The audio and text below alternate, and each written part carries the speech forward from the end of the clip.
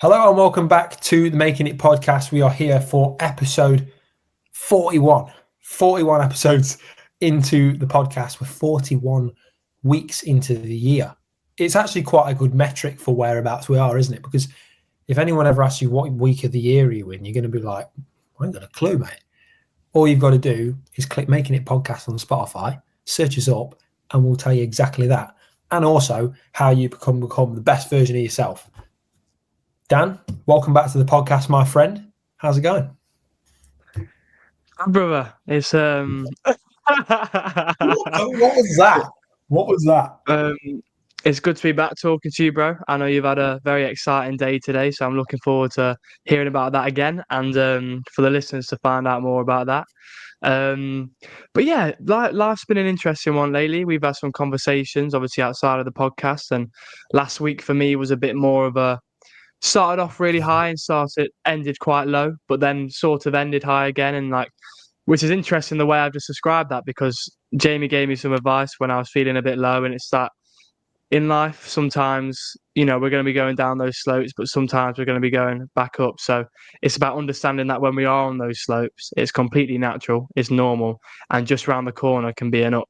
That's just how life is. But no, I'm feeling a lot better today. I had a very refreshing weekend where I actually put my foot up a bit more than I usually do. Watched a film, and yeah, it was nice. So looking forward to getting into that. But how are you, my friend? All good, man. I just want to say as well with what I said to you, I said it's like a heart monitor, Only time your life should be a flat line with no issues or nothing good going on is when you're dead. That's it. And other than that, it should be like a little beating heart. That's how it should be. And that's important. We recognize that because so often we just think, God, when is this going to end? You just got to trust it. Like we've said before in episodes, ride the wave, man. Put some tunes on, ride the wave. You'll be out in no time. But yeah, it's been a good week, man. Obviously, we are only a day into the week. So last week was pretty good. It's Monday at the time of recording. So last week was pretty good. First week in the new job. So a lot of learning, a lot of onboarding stuff. It was good. I've now found myself waking up at a time in the morning, have a set thing to do. I'm making meals the day before. I'm back into an employment schedule, which is such a weird thing because I got up this morning. I'm like, I actually cannot be asked to go to work. Not even because it's Monday.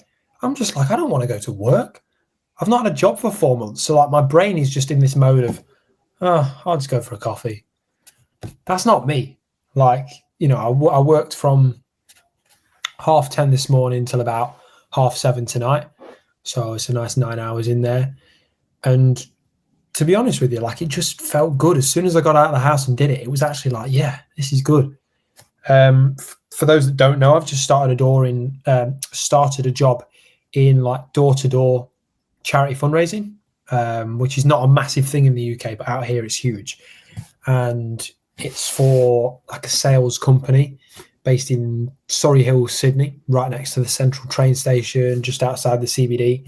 So this morning we went in, it's an office day. We go in early to make sure we speak with coaches, strategize, and kind of just do a bit of pitch practice. And I did not know the day that was laying ahead of me at all. All I knew was I was going to be scared. And I was so scared because no matter how much I practiced everything and had said it to myself in the mirror, it still sounded shit. It still sounded awful. I went to Connor, who was coaching me. I was like, could you just pitch me a sec? Could I just pitch you? He's like, yeah, of course. So I pitch him. And I'm like, this is rubbish. And I keep going into a point where I feel good. I go up to someone's house. I knock on, super tense, super like this. And, a few more doors of being nervous. And I'm like, geez, I need to learn to have a normal conversation. And Connor's like, go off on your own and see what you can do. And just as we're about to go off on our own, this woman comes running around the corner and a dog's running down the street.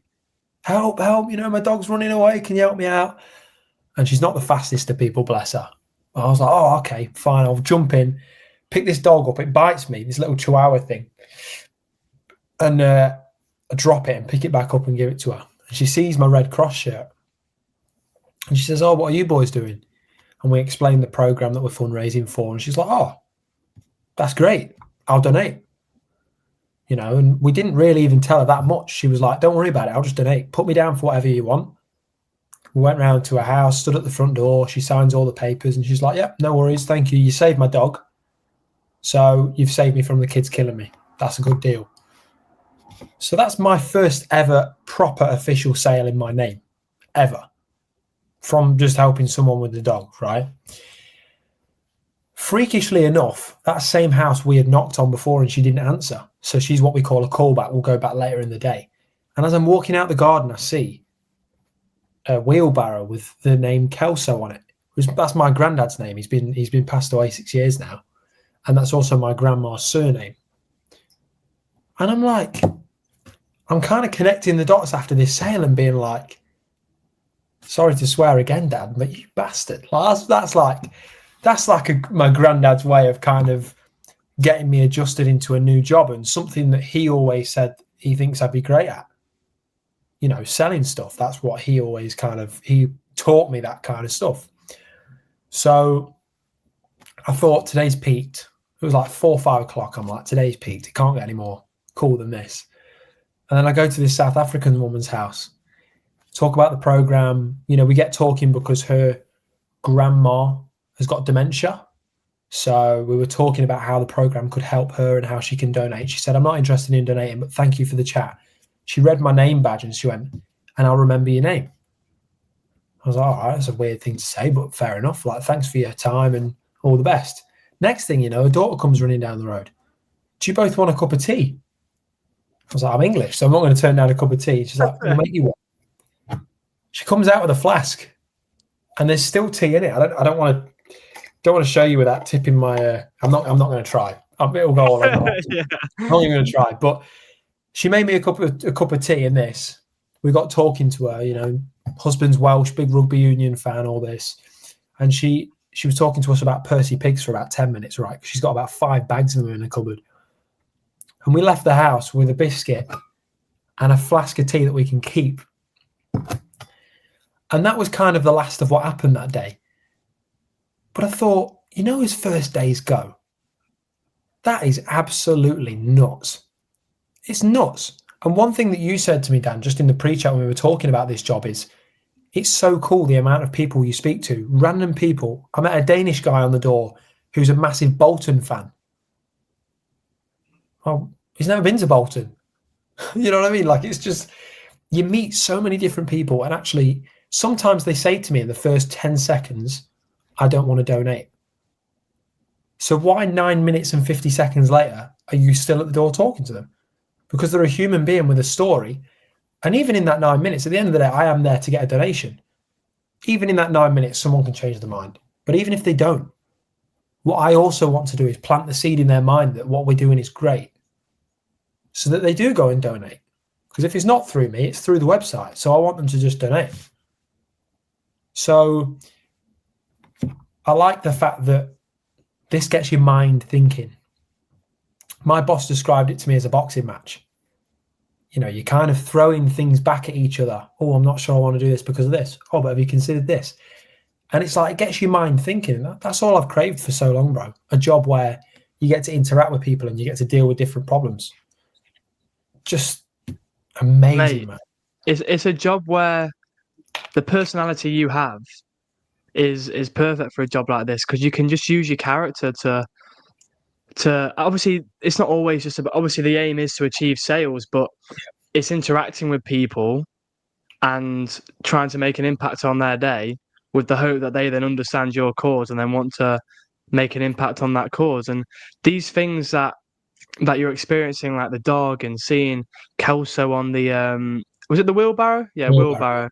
And like, it's so exciting for you, because a job like this is amazing, because you go to work and you just don't know what's going to happen. Each day is going to be different. And like, it's funny because it's interesting how this is the job you've ended up having. Like, you never went to Australia thinking, "I'm going to end up doing a door-to-door sales job for the British Red Cross." You thought it was going to be probably working in a bar, pouring pints. But mate, it's unbelievable, and the stories you're going to get from a job like that, and the lessons you're going to get, and the stories you're going to get. I think it's in terms of your productiveness and your mentality and your mindset and your mental health. I think this job's gonna be great for you, and I think it's very good that you found a job like that for sure. Yeah, and can I be honest with you, bro? One thing I've been trying to do, and I've got goals. I've made this little whiteboard so that whenever I put my laptop down, I've got my goals there looking at me. Last week it was 2 runs, and I did the run at the very last few hours I could. So I got 2 runs in last week, and I'm proud of it. And I'm trying to get 5 sales this week, for example. That's just my aim. It's not the company's aim. It's just what I've set myself. There's no expectation, but I'd like to. And, one of the biggest goals that I've got, bro, is to try and not be on my phone as much. I'm trying so hard. And today I made a new routine where it was literally the only notifications I got were from Declan for house stuff and the work chat. That's it. And the whole day I checked my phone maybe 5 times. So work is good because, yes, you're getting paid, but also, I'm not on my phone as much. I've actually started reading books on the train rather than being on my phone. So I've been reading the Let Them theory. I'm trying to read 2 chapters a day. And because I'm in the let them mode, my let me of what I'm going to do, and it's a really interesting theory. Have you heard the let them, let me theory? You've told me about it. Yeah. I've not heard about the let me bit, but the let me bit is how you react. So once you let people do what they want to do and don't worry about it and not try and control it, that's when you do okay, let me now do what I want to do. If I let them go and do what they're doing with their life and don't be friends with them anymore, let me react and go and do something with someone who's better for me. And the whole point is that because of me reading that book before, sometimes in the day when I've got too much time to think, I'm worrying too much about who I am texting, who I'm not texting, who I am contacting, who I should be contacting. And whereas when I'm at work, now my mind's just on work. My mind's just focused.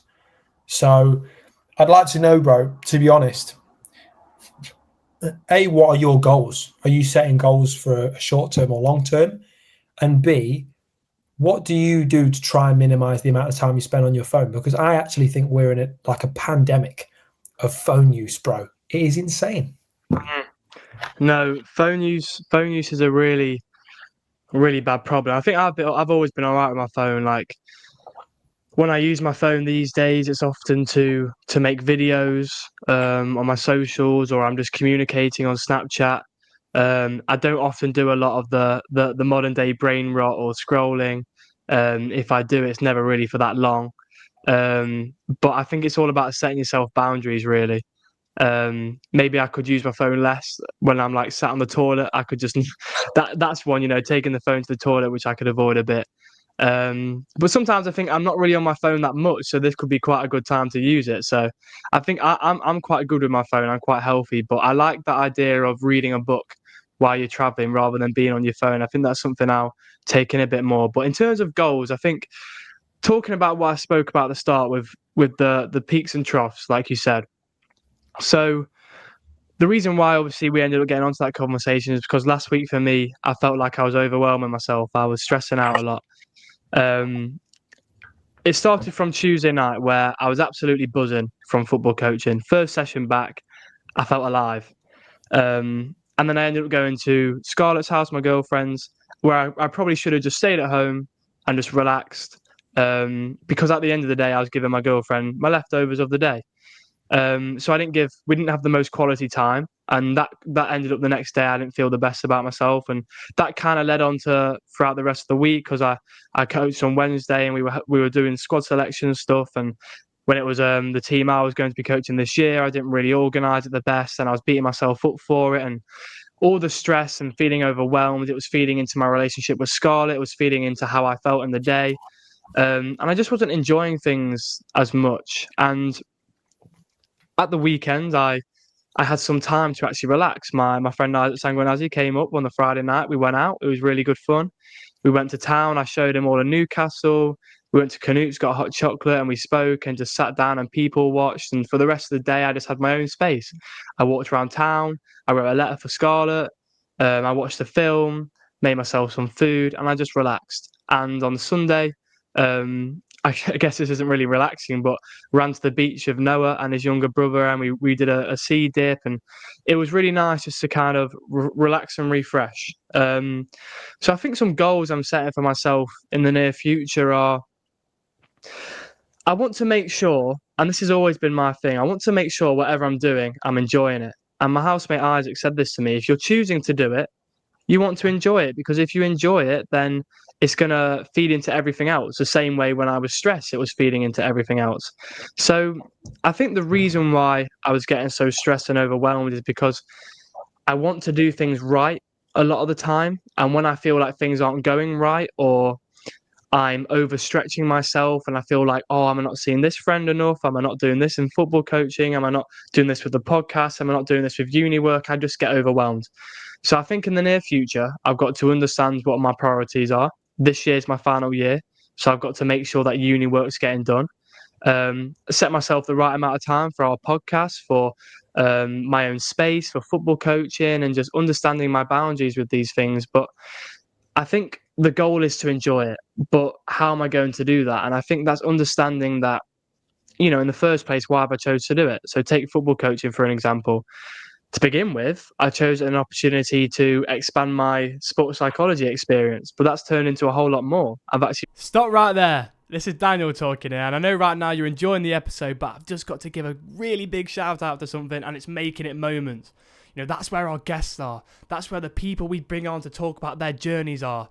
Go and listen to Making It Moments. Go find them on our Spotify and YouTube. Find clips on our socials. Making It Poddy. Making It Moments. You've really grown to enjoy football coaching, and now it's about the coaching. And of course, I tie the sports psychology into it, but I want to make an impact on people. I want to create a good group with the team I'm coaching. I want to, win, lose, or draw, there's a good community there.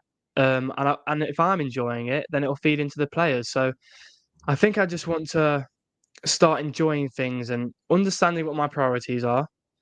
And just understanding that, like you said, when I am feeling a bit more down, there's an up round the corner, and that's natural. And this hustle and bustle of uni life is a good thing.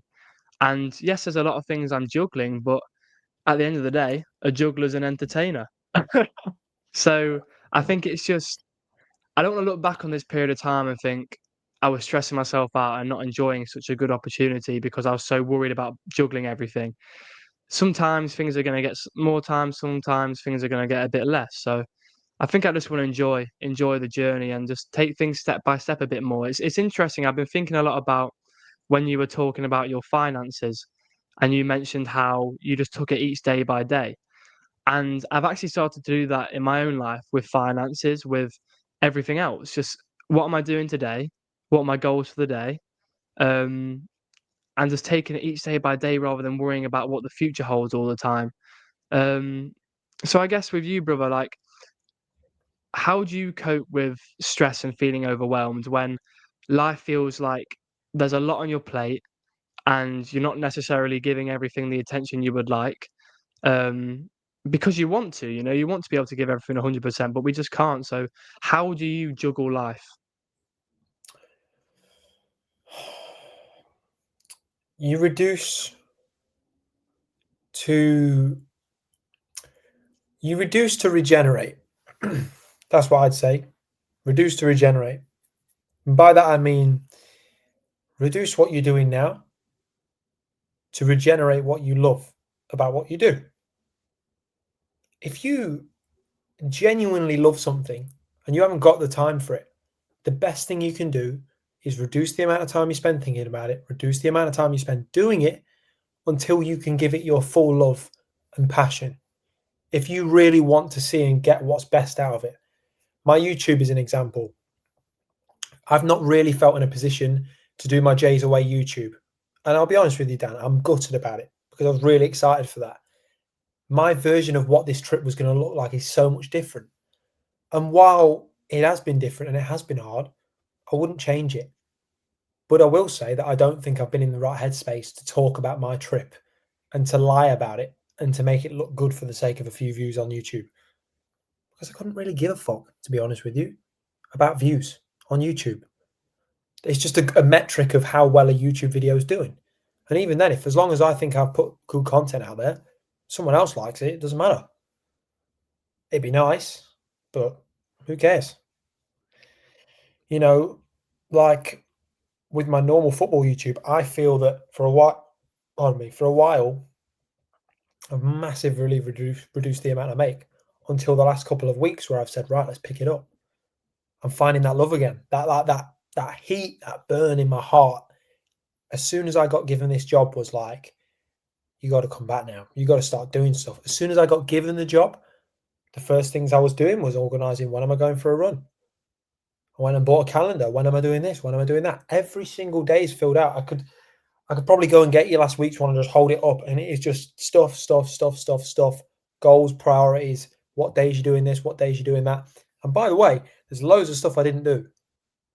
But the things that I reduced my time on, the things that I loved the most, they're coming back now, you know? And that is an environmental thing. When you're not working, when your brain's only engaged by certain things, when you're borderline depressed, which is what I would say that there has been many times recently where I've felt depressed. There has been many times where I've been close to having a panic attack. There has been times where I've had one. Not long ago. It was World Mental Health Awareness Day. One day this week. Friday. And really, Friday, yeah. And a day is not really what it represents. Every single day is Mental Health Awareness Day, you know, and we should really take care of ourselves more, because with a lot of mental health stuff, Dan, I think a lot of the focus is like checking on your mates, which is so important. But I do also believe that put your oxygen mask on before you put someone else's on. You know, it's really important that you are okay before you ask others how they are. Because people will attest this throughout life. There has been people who have supported mental health charities, wanted to help people, but inside they've been the ones that needed help. You know, so it's really important people try and help themselves. And I think that one of the ways you can do that, to tie it back into my earlier point, is by finding what you're passionate about and giving time to it when you can. You know, and that's my thing, Dan. Reduce to regenerate. That is how I cope with my stress and apply it to things that I love to do. It was interesting because after I wrote the letter for Scarlett, so obviously after the week where my stress had kind of fed into how our time was, I felt like I needed to sort that out, of course. So I wrote her a letter, bought her a plant. Her housemate let me in while she was at work, and it was there for her when she got back. But as I was walking from her house to my house, I was walking down these stairs, and there's like a woodland. It's not massive. It's just some trees. And I hear a rustle, and I'm thinking, is there a bloke that's been like sleeping about in the woods? But then I look and I see a deer. Oh, no way. And I hear another rustle, and I see another deer. And just for this one moment where I just spotted this deer, and this deer looked at me and I looked at this deer, I just felt this peace. And like everything just stopped for a minute. All my thoughts stopped racing, and I was just looking at this deer. And this couple came down the stairs, and I showed them I showed them the deer that I saw, and they were amazed by it. But that just taught me, like, I feel like I've been spending a lot of time worrying about the future and what's going to happen, how am I going to do this, when am I going to do that, etc., etc., etc. And as much as I talk about being present, all that stuff takes me away from being present. So I think that moment just taught me just to try my best, like I said before, and like you said, just take things step by step and enjoy things as the day's going on. Because at the end of the day, I know I'm still going to do those things in the future, all right. But Judy actually sent me a message today, funny enough, where the future starts today, not tomorrow. And I think it's so important to not let these moments pass by, but to enjoy them for what they are and take it day by day. As much as preparation is key, as as long as you've done that, enjoy what's going on right now, for sure. And it's going to be interesting with this job you've got, because I think, like you're talking about, not going on your phone as much, not worrying about how you're communicating with people or who you're contacting. You're actually focusing just on the job at hand.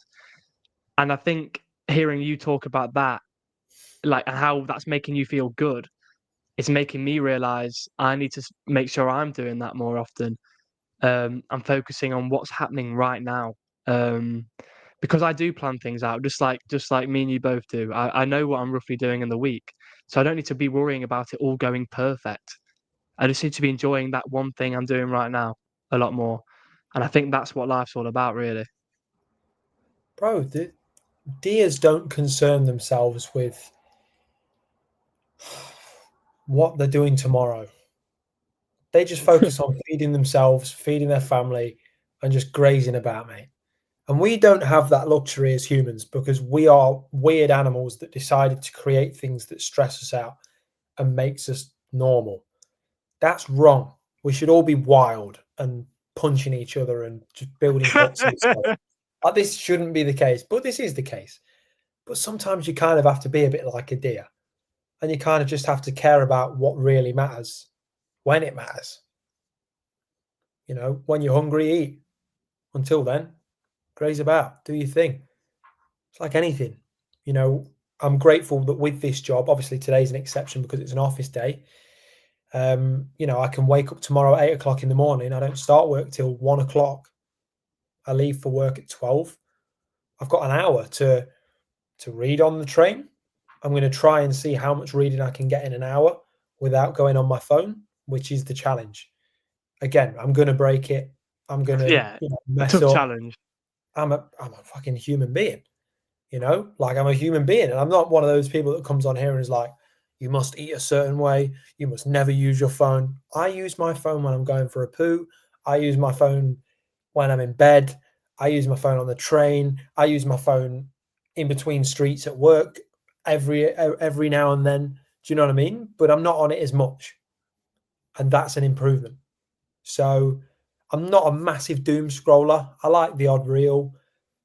Some of them are funny, but then I kind of look at myself. The phone will go blank for a minute. I'll be like, get off the phone. What are you doing? Like, that's what's making us all depressed, right?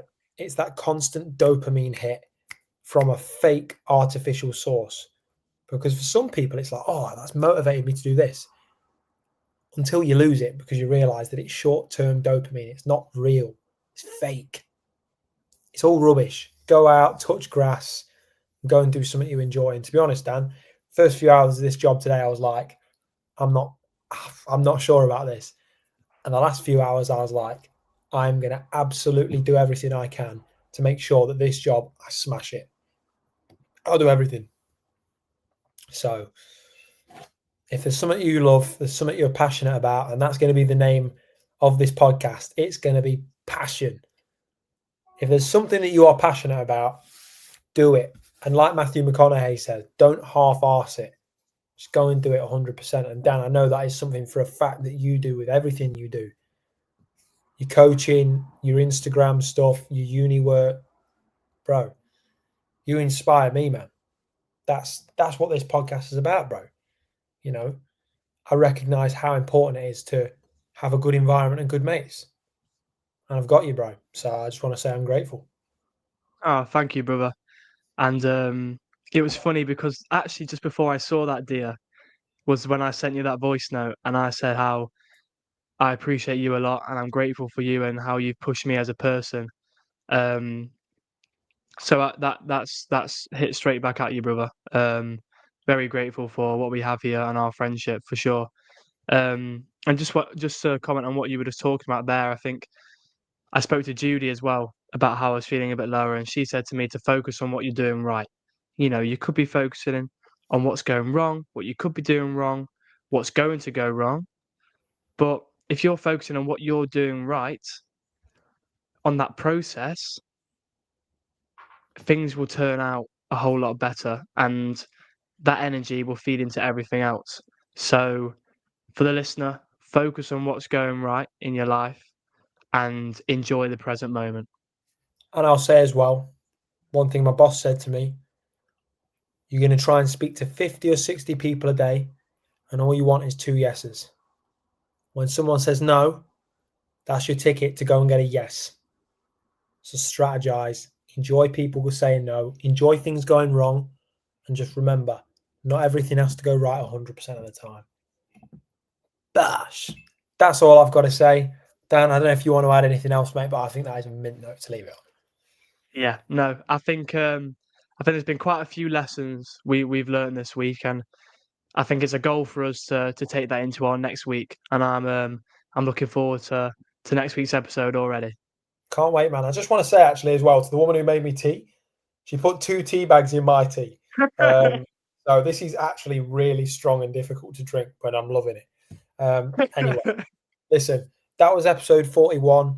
Passion, tea, Deers. Dan's basically like, what's that film, Bambi or whatever. Mate, Dan, you are who you are, bro. You're the fucking, what's the, Dr. Doolittle. You're Dr. Doolittle. Dr. Dan Little. That's it. Dr. Dan Little and all his animals. Anyway, have a fantastic week, everyone. Episode 41 of the Making It podcast. All our social media. You know what to do already. Take care. See you soon. Take care, everybody.